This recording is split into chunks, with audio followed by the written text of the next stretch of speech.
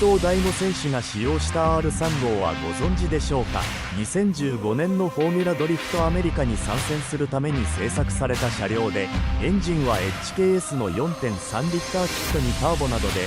最高出力は1300馬力ほどを発生させ、ボディはリバティウォークのエアロに、車重は 1250kg と非常に軽量に仕上がっている。一番有名なシーンといえば2017年の IBC